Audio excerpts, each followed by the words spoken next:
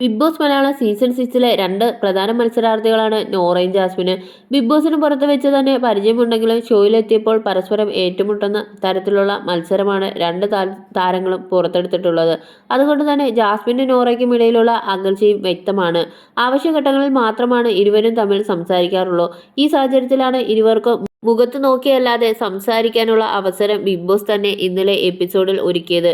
Activity ഏരിയയിൽ പ്രത്യേകം തയ്യാറാക്കിയ ഒരു മറയ്ക്ക് ഇരുവശവും ഇരുന്നുകൊണ്ടായിരുന്നു ജാസ്മിൻ്റെയും നോറയുടെയും അവസരം.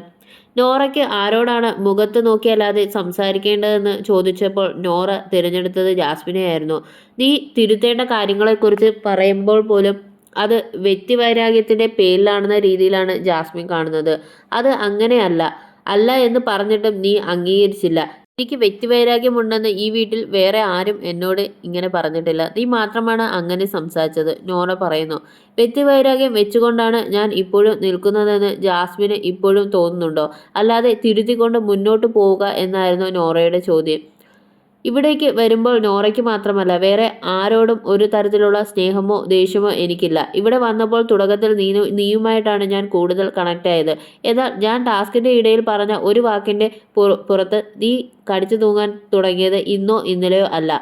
അത് ഇന്നും പറയുന്നു. അന്ന് തന്നെ നോറയെ കെട്ടിപ്പിടിച്ചുകൊണ്ട് അത് അങ്ങനെയല്ലെന്ന് പറഞ്ഞത് ആയിരുന്നു ജാസ്മിൻ്റെ മറുപടി. എനിക്ക് അത് കുഴപ്പമില്ലെന്ന് നോറ പറഞ്ഞെങ്കിലും നോറയുടെ നടത്തത്തിലോ ഭാവത്തിലോ ആ കുഴപ്പമില്ലായ്മ ഞാൻ കണ്ടിട്ടില്ല. ജാസ്മിനെ എനിക്ക് ഇഷ്ടമല്ലെന്ന് നോറ പലരുടെ അടുത്തും പറഞ്ഞിട്ടുണ്ട്. നല്ലതിന് വേണ്ടി സംസാരിക്കുമ്പോൾ പോലും നോറ അത് കാര്യമാക്കി എടുക്കാറില്ല. നോറ അത് മനസ്സിലാക്കിയില്ലെങ്കിൽ അത് കാണുന്ന മൂന്നാമതൊരാൾക്ക് കാര്യം മനസ്സിലാകുമെന്നും ജാസ്മിൻ പറയുന്നു. ഇന്നാളൊരു ദിവസം ഞാൻ നോറയുടെ അടുത്ത് സംസാരിക്കാൻ വന്നപ്പോൾ നീ പറഞ്ഞത് ഞാൻ ഇൻഡിവിജ്വൽ പ്ലേയേഴ്സിൻ്റെ അടുത്ത് മാത്രമേ സംസാരിക്കൂ എന്നാണ്. നീ ഉദ്ദേശിച്ചത് ഗബ്രിയെ തന്നെയാണെന്ന് കറക്റ്റായിട്ട് അറിയാം. ഗബ്രി ഇവിടെ നിന്ന് പോയിട്ട് പോലും എന്നെ അടിക്കാനുള്ള ഒരു കാര്യമായി നീ കാണുന്നത് അതാണ്.